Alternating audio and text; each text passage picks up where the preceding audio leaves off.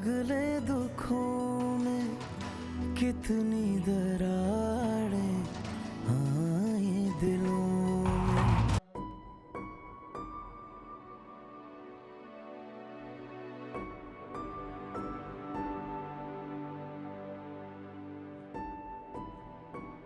मेरे साथ ऐसा क्यों हुआ है कश्यप? मेरा क्या कसूर था? मैंने ऐसा कौन सा गुनाह कर दिया था जिसकी मुझे इतनी बड़ी सजा मिल रही है? पछतावा उस इंसान को होता है जिसे अपनी गलती का एहसास हो जाए। और रज़ा को इस बात का कभी कोई एहसास नहीं होगा कि उन्होंने मेरे साथ इतनी बड़ी ज़्यादती कर दी।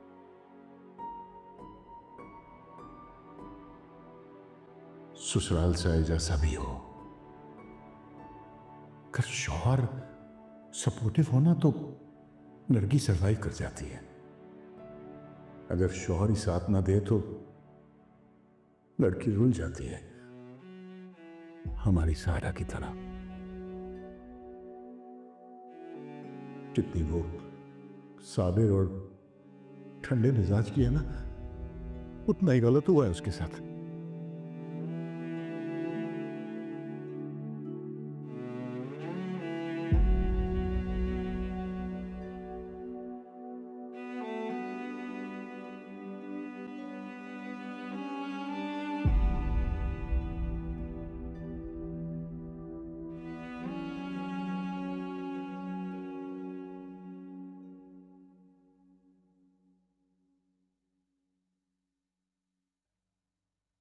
मैं तो शुरू दिन से ही समझ गई थी कि ये फैमिली तुम्हारे लायक नहीं है। तुम्हारी सास का जैसा सुलूक था ना तुम्हारे साथ, मुझे अंदाजा हो गया था कि ये तुम्हारी कदर नहीं करेंगे। हिम्मत तो देखो, बेटा दूसरी शादी करके बैठा है और इस औरत के चेहरे पर जरा नदामत नहीं थी। वो क्यों अफसोस करेंगी अम्मी?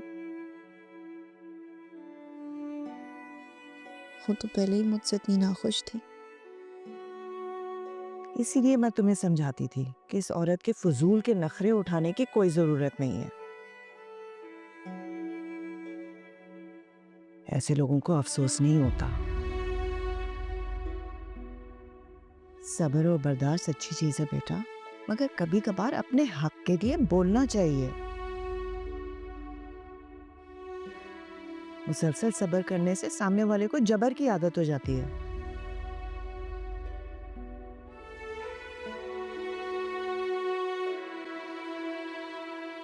किसी से क्या गिला करूं अम्मी?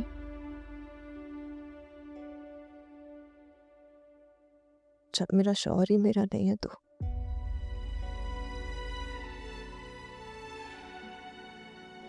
अगर रज़ा मेरे साथ सिंसियर होते ना अम्मी,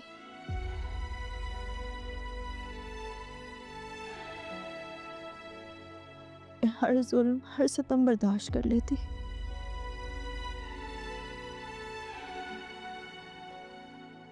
कभी अपनी जबान से ना उफ तक ना कहती।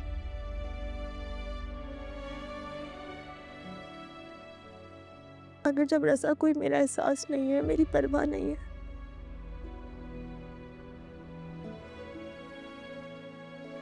तो कोई कुछ भी करे क्या फर्क पड़ता है? भाड़ में जाए रज़ा और भाड़ में जाए उसकी माँ।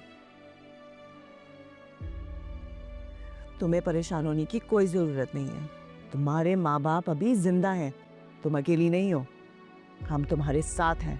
दिल धीरे धीरे जलता है, दिल सांसों बिना चलता है, दिल रोया रोया लगता है, रोया रोया सा।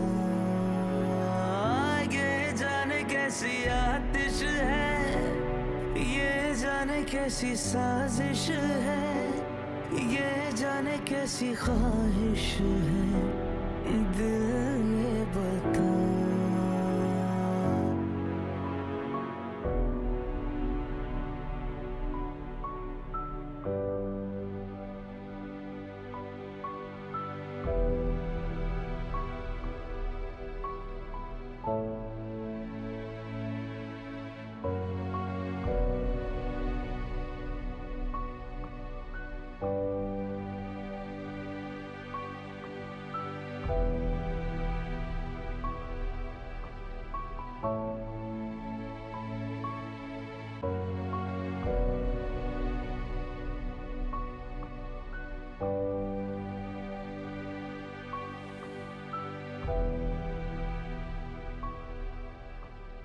तुम सोई नहीं अभी तक?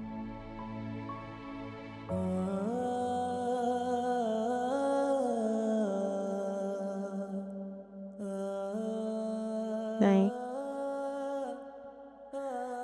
नींद नहीं आ रही।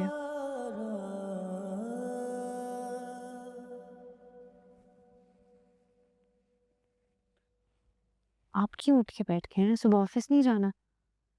ऑफिस तुमसे ज़्यादा इम्पोर्टेंट नहीं है। क्या बात परेशान कर रही है बताओ।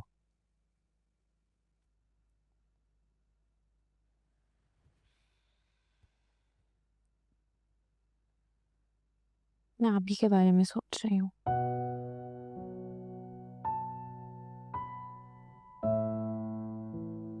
वो तो इतनी छोटी छोटी बातों पर इतना परेशान हो जाती हैं, इतना कंसर्न हो जाती हैं।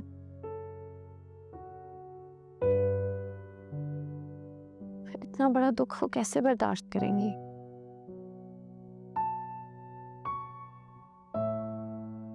कैसे मूव ऑन करेंगी वो लाइफ में? अल्लाह ताला ने हम इंसानों में बहुत सब्र और हौसला रखा है कशा, और तुम औरतों में तो कुछ ज़्यादा ही रखी है बर्दाश्त। तुम औरतें बड़ी से बड़ी तकलीफ हंसकर बर्दाश्त कर लेती है,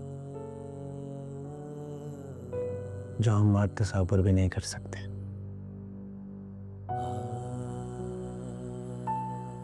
इसलिए तुम फिक्र मत करो, सायरा ठीक हो जाएगी। सिर्फ उसको थोड़ा वक्त दो।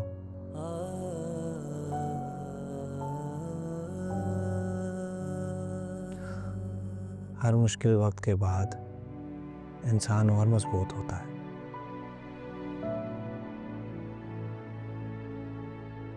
मुश्किल इंसान को मजबूत बनाते हैं कशा।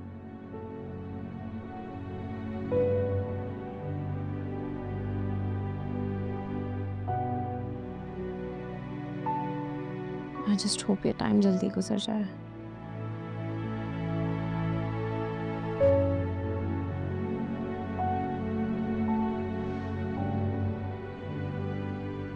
Thank you very much, Abdul बारी।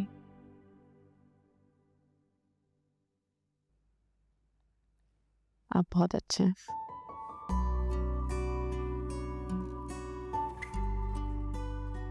आपसे बात करके ना मेरी आधी टेंशन तो वैसे ही गायब हो जाती है।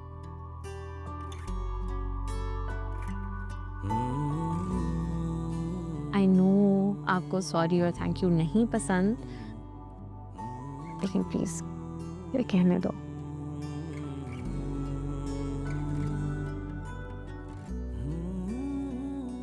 आप ये अप्रिसिएशन जेन्युइनली डिजर्व करते हैं।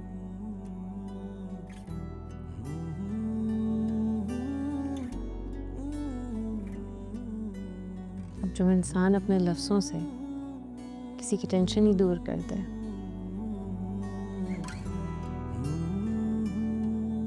उसकी तारीफ में मैं कंजूसी तो नहीं कर सकती ना। ये तो ठीक कह रही हो तुम। ठीक है, तारीफें करो, मैं सुन रहा हूँ। अच्छा बस बस, ज़्यादा फ्री होने की ज़रूरत नहीं है। जितनी तारीफ कर दी ना उतनी काफ़ी है। ठीक है। Thank you.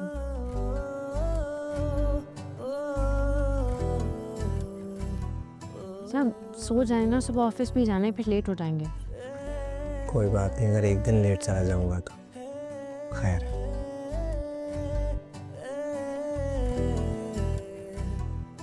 बारी में जेन्युइनली कह रही हूँ, सो जाए। आए नहीं नींद तो सोऊंगा ना।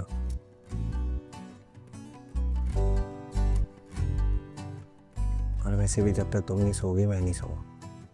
मुझे नींद नहीं आ रही, सुबह देर हो जाएगी। तो मैं भी नहीं सो रहा। ये क्या बचपन है, सो जाओ। बातें करते।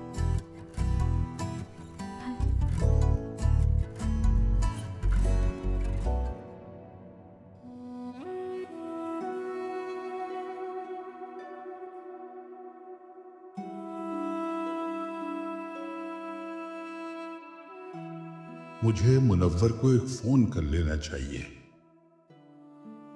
वरना वो ये समझेगा कि मैं भी नाराज हूं उससे। इतनी बड़ी बात हो गई और मैंने उसे फोन नहीं किया।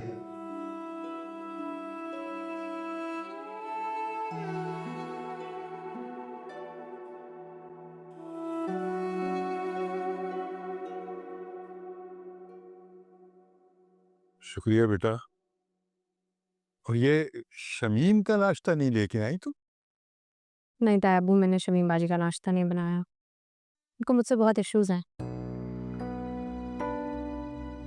मेरा नहीं ख्याल उनको मेरे हाथ का बना नाश्ता खाना भी पसंद आएगा।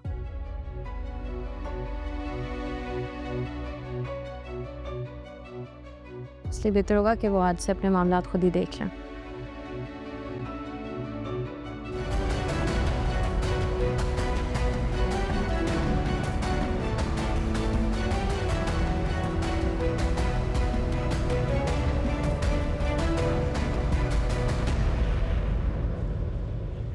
आओ बेटा, आ जाओ, तुम खा लो ये। मुझे वैसे भी कोई खास भूख नहीं है, आ जाओ। रहने दे अब्बा जी।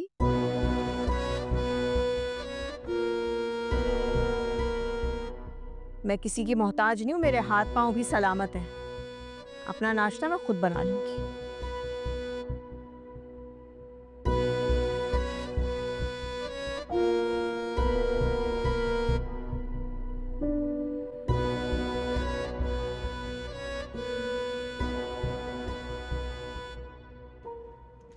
क्या समझती क्या ये अपने आप को? 2 वक्त का खाना बनाकर क्या मुझ पर एहसान कर रही है?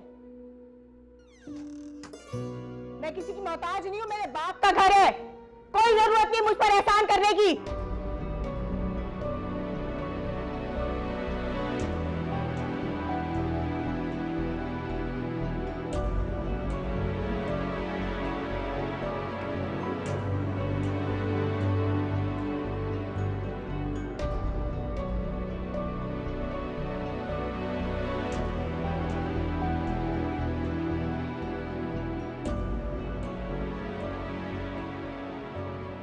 अब क्या हुआ?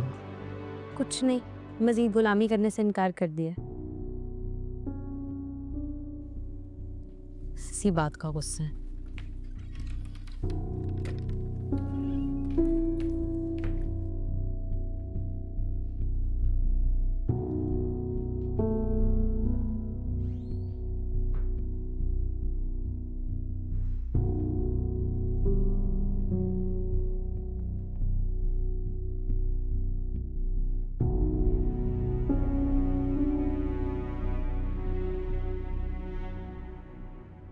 हेलो, सुबह सुबह बिना बताए कहाँ चले गए रजा? तुम्हारी गाड़ी भी नहीं है। मैं परेशान हो रही हूँ यहाँ। एक तो तुम्हें ये छोटी छोटी बातों पे परेशान होने की बहुत बुरी बीमारी है, कसम से। भाई एक जरूरी काम से बाहर गया हूँ, तो मैं छोड़ के भाग नहीं गया। तसल्ली रखो, रिलैक्स। चिढ़ क्यों रहे हो इतना? मुझे तुम्हारी फिक्र हो रही थी इसलिए कॉल की। अच्छा छोड़ो, ये बताओ वापस कब आओगे? मुझे भूख लगी है। तुम्हारे इंतजार में मैंने नाश्ता भी नहीं किया। हाँ यार, भूख तो मुझे भी बहुत सख्त लगी हुई है। अफरा तफरी में नाश्ता ही करना भूल गया। एक काम करो ना, तुम पीछे से मजेदार सा नाश्ता बनाओ, मैं आता हूँ तो साथ मिलकर खाते हैं। क्या ख्याल है? चलो ठीक है, मैं इंतजार कर रही हूँ, जल्दी से आ जाओ। Okay bye.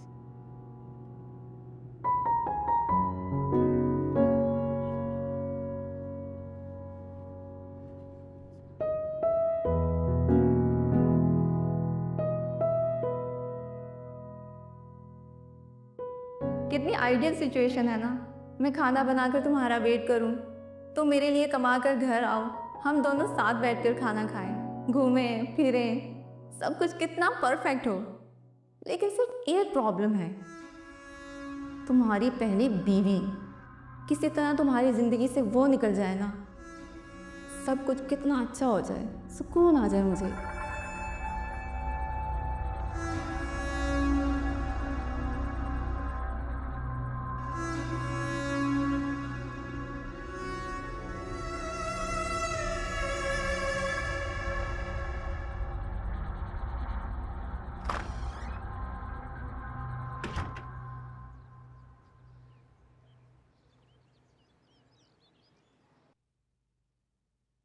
नाश्ते के बाद दवाई लेनी है आपने।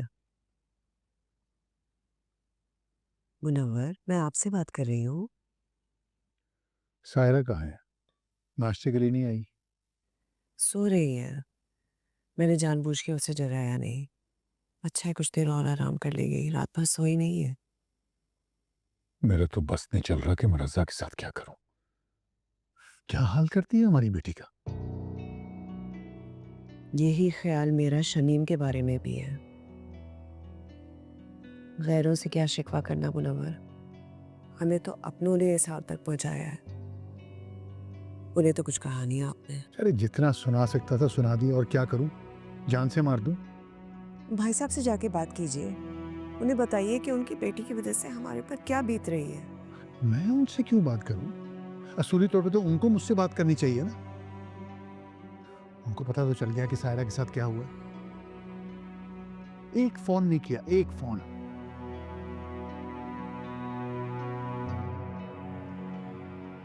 मैं ही था जो भाई साहब करते थकता नहीं था। आज वक्त ने सही सबक दिया मुझे। वैसे इंसान के लिए अपनी औलाद से ज्यादा कोई अहम नहीं है। बाकी रिश्ते तो सब बाद में आते हैं। तुम ठीक कहती थी, माँ बाप को औलाद का खुद जिम्मेदार होना चाहिए। उनकी जिंदगियों का फैसला करते हुए किसी तीसरे को इन्वॉल्व नहीं करना चाहिए। और औलाद के लिए माँ बाप से बेहतर फैसला और कर भी कौन सकता है।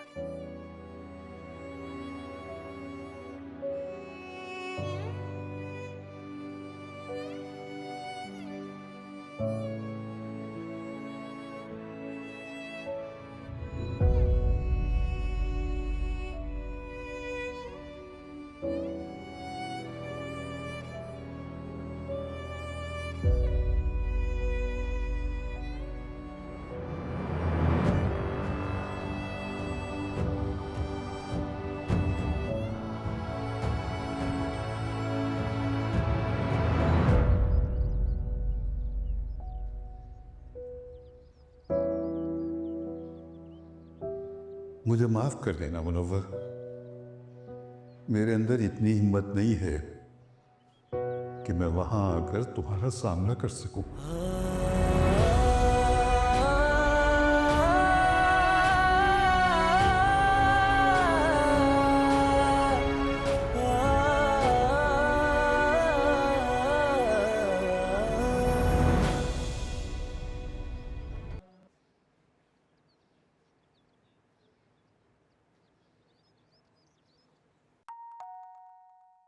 आ रही हूँ यार, आ रही हूँ। इंसान 2 मिनट सब्र भी कर लेता है।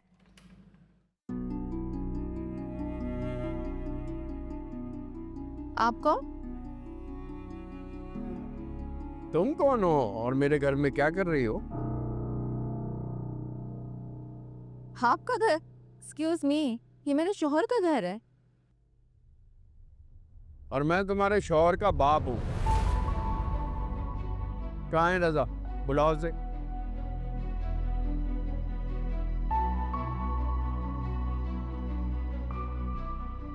बता देना अपने शौहर को कि उसका बाप आया था और धमकी देकर गया है। अगर 24 घंटे के अंदर अंदर तुम दोनों ने यह मकान खाली नहीं किया तो तुम दोनों को सामान समेत उठा के बाहर फेंक दूंगा, समझी?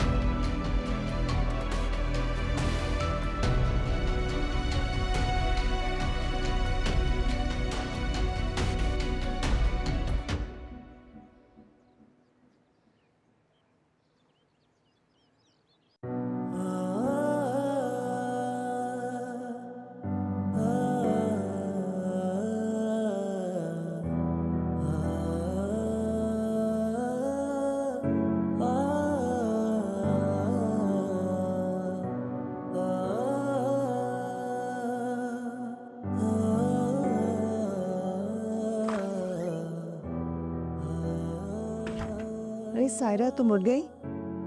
मैं तुम्हारा ही इंतजार कर रही थी। देखो मैंने ये तुम्हारे लिए बनवाया है, अच्छा है ना? चलो तुम इसे पहन के तैयार हो जाओ। सलमा की यहाँ मिलाद है, तुम्हें और कशफ दोनों को इनवाइट किया था। कशफ तो आ नहीं सकती, तुम साथ चलो। अम्मी मेरा मूड नहीं है, आप चाहें, मुझे कहीं नहीं जाना। बेटा मूड बदलने के लिए ही तो कह रही हूँ। घर बैठे बैठे तो डिप्रेस हो जाओगी, घर से निकलोगी तो तबीयत पर अच्छा असर पड़ेगा। अगर अम्मी मगर कुछ नहीं, बस मैंने और नहीं सुनना, और ना ही मैं तुम्हें इस बात की इजाजत दूंगी कि उस घटिया इंसान के बारे में सोच सोच कर तुम खुद को बीमार कर लो। उसने पहले ही तुम्हारा बहुत कीमती वक्त बर्बाद किया है, मजीद उस फजूल इंसान के ऊपर एक मिनट भी बर्बाद करने की जरूरत नहीं है। अम्मी मेरा मूड नहीं है, और प्लीज आप मुझे जाने के लिए फोर्स मत करें। ऐसी सिचुएशन में नहीं हूं कि मैं किसी का सामना कर सकूं।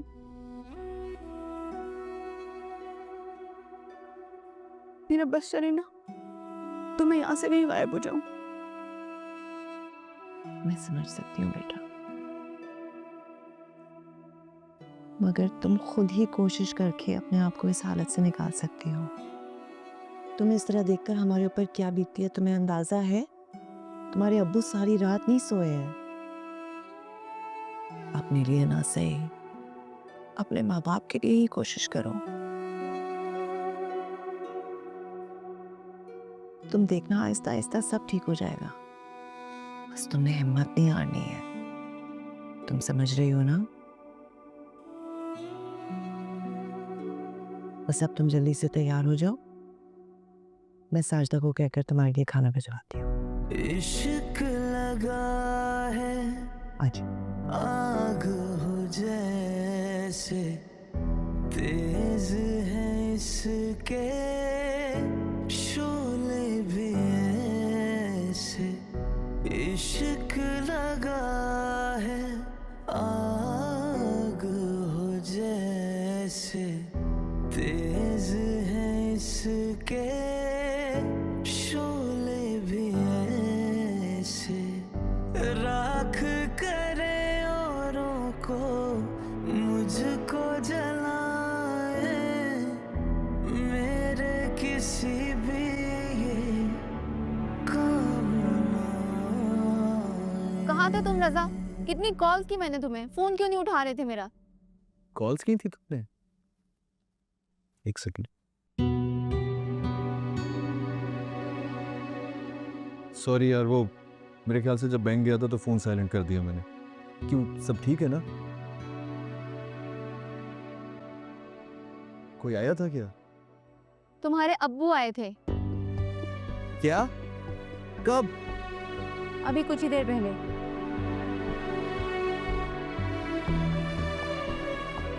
तुमने हमारे रिलेशन के बारे में तो नहीं कुछ बताया उनको? मैंने उन्हें कुछ नहीं बताया, शुक्र है।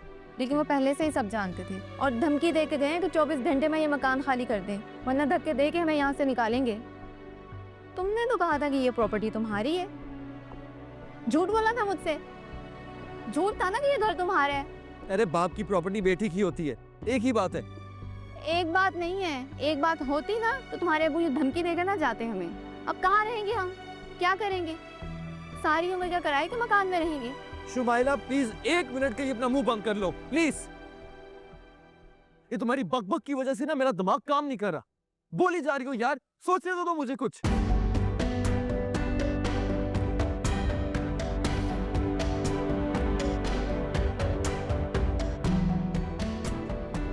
आखिर वही हुआ जिसका डर था। तो बारी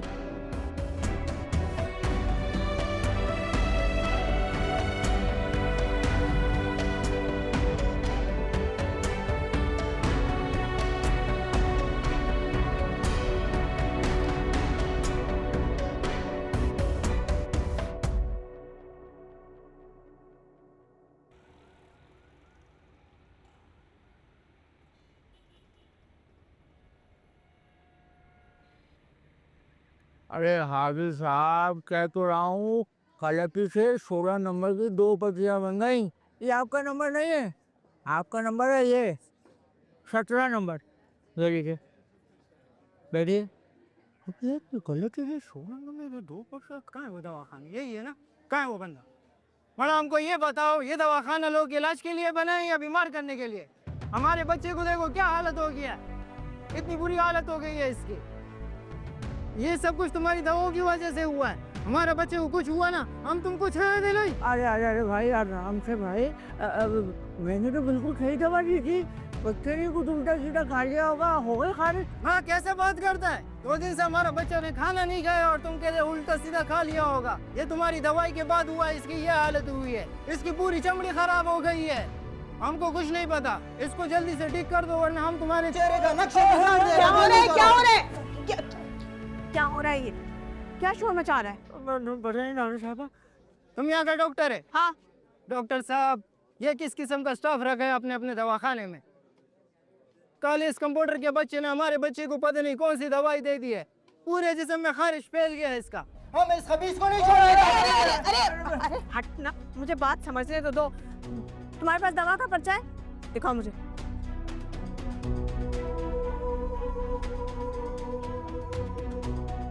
क्या हुआ है बच्चे को? डॉक्टर साहब, मामूली सा बुखार हो गया था, दिमाग खराब हो गया था हमारा, जो उसको यहाँ लेकर आ गया था। ठीक हो जाता उधर घर पे। देखो, दवा बिल्कुल ठीक की है। बाज़ औक़ात बच्चों को दवाई की वजह से एलर्जी हो जाती है, कुछ दिन में ये खुद ही ठीक हो जाएगा। इसे और मज़ीद इलाज की ज़रूरत नहीं है। या खुदा पाका, कैसा घबराए नहीं डॉक्टर साहब। एक तो पहले से बुखार ने इसको निडाल कर दिया, ऊपर से इस खारिश ने। हमको कुछ नहीं पता डॉक्टर साहब, अभी हमारे बच्चों को फौरन जल्दी ठीक कर दो, हमको कुछ नहीं पता। कागज़ दो इधर मुझे।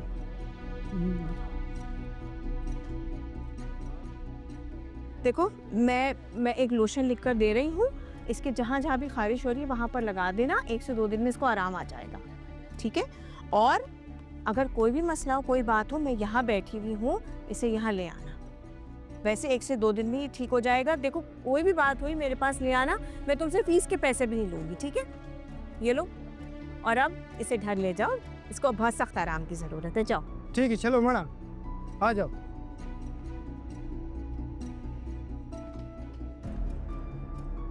बड़े बड़े आप लोग बगैर मर रहे, कोई बात नहीं। बगैर आप भी अंदर जाइए।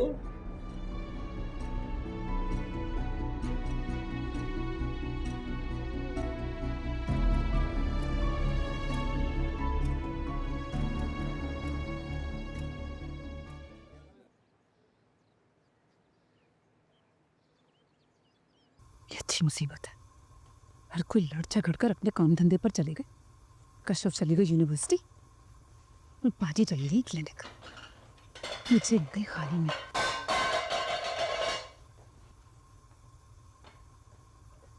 कोई बात हुई, सारे घर का खी मैंने का, सारे घर की जिम्मेदारी मैं निभाऊं। बेटी कम, मुलाजमा ज्यादा हो गई। ये खाना पका रही हो या जंग लड़ रही हो बर्तनों से? इतना शोर किस बात का है?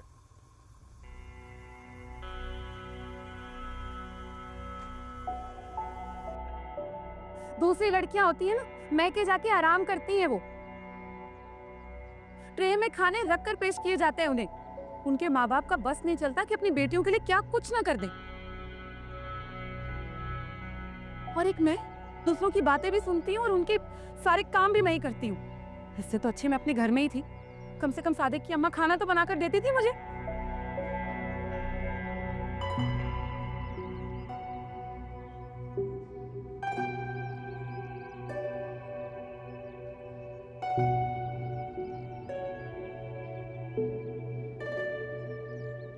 कलीम, किससे पूछकर तुमने बच्चे की दवा चेंज की? जबकि मैंने तुमको कहा था कि जो दवा मैंने बच्चे के लिए लिख कर दी है वही उसे दोबारा देना।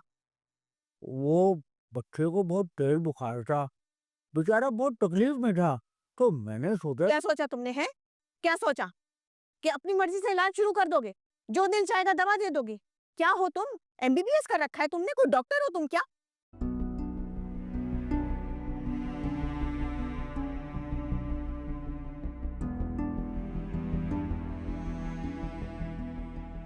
माफ कीजिएगा डॉक्टर साहिबा, बाकायदा डॉक्टर तो आप भी नहीं है। आज तो तुमने ये बकवास कर दी है। अगर आइंदा ऐसी कोई बात तुमने मुंह से निकाली ना तो मुझसे बुरा कोई नहीं होगा। खड़े खड़े मैं तुम्हें यहाँ नौकरी से निकाल दूंगी। वो हशर करूंगी ना तुम्हारा कि तुम याद रखोगे। अपनी ना औकात में रहा करो, समझे तुम? जी बेटर। जाओ।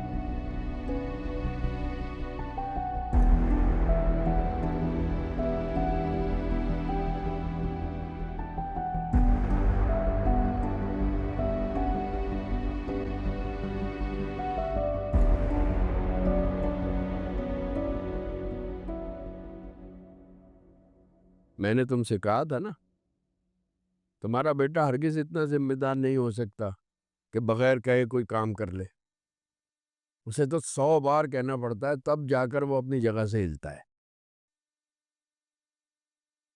मुझे उसकी बातों पे जर्रा बराबर यकीन नहीं था, तो मैं खुद गया उसकी बातों की तस्दीक करने। वहां जाके मेरे शक की तस्दीक हो गई। तुम्हारे बेटे ने अपनी दूसरी बीवी को रखा हुआ है वहां।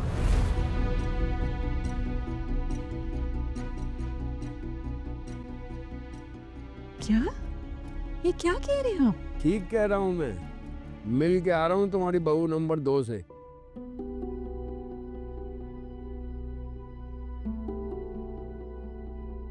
इस कदर होशियार और तेज लड़की है कि मैं तुम्हें बता नहीं सकता।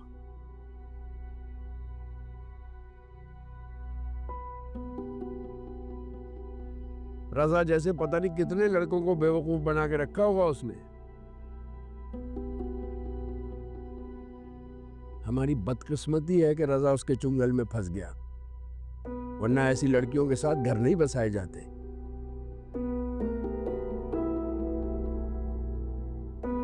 पता नहीं क्या सोच के रजा ने सायरा जैसी लड़की को छोड़कर उसका इंतखाब किया। वो किसी सूरत भी सायरा के हम पल्ला नहीं है। बस भी कर दे, ऐसी भी कोई हूर परी नहीं है आपकी बहू। वाजबी सी शक्लो सूरत है, वो तो अपने बाप के पैसे पर इतराती फिरती थी।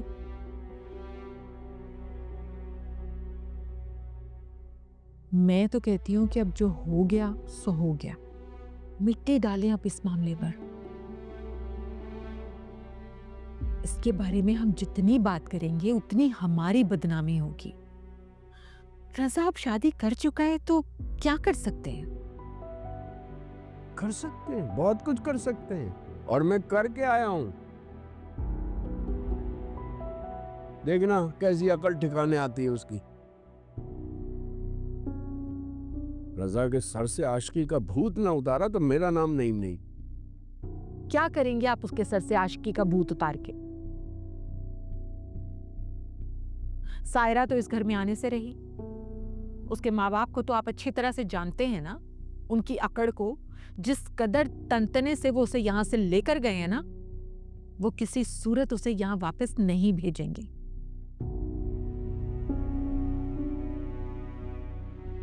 चाहे रजा अपनी दूसरी बीवी को रखे या ना रखे।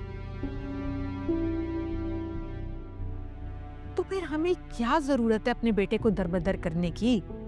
अगर उसने अपना घर बसा लिया है तो बसा रहने दे, और सायरा की कहानी को आप खत्म समझे। किस किस्म की माँ हो तुम? तुम्हें अपने बेटे की दूसरी शादी से जरा फर्क नहीं पड़ता? नहीं पड़ता मुझे फर्क। इसलिए क्योंकि हर किसी को अपनी जिंदगी अपनी मर्जी से जीने का हक हासिल है।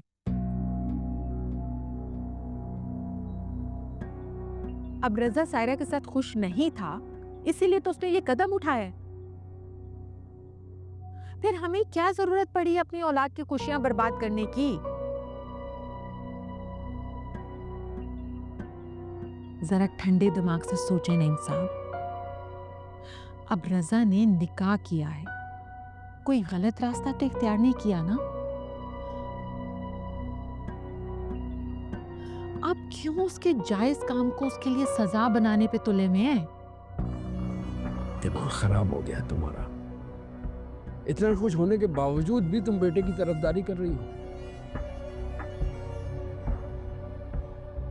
तुम्हारी इन्हीं गलतियों की वजह से ये नौबत आई है।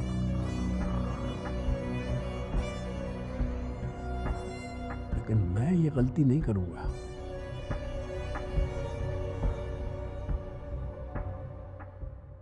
रजा को तुम्हें सबक सिखा के रहूंगा, चाहे कुछ हो जाए।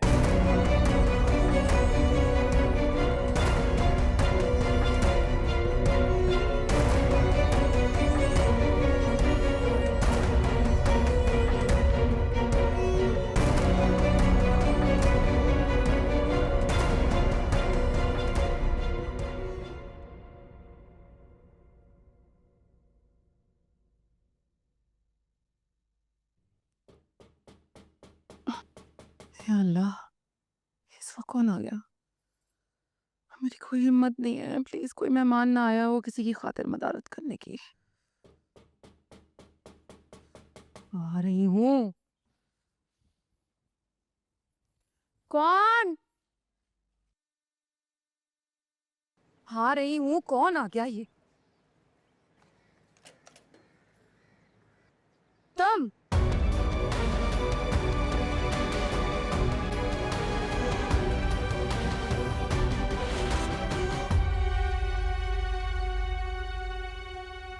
अगले दुखों में कितनी दरारें, हाँ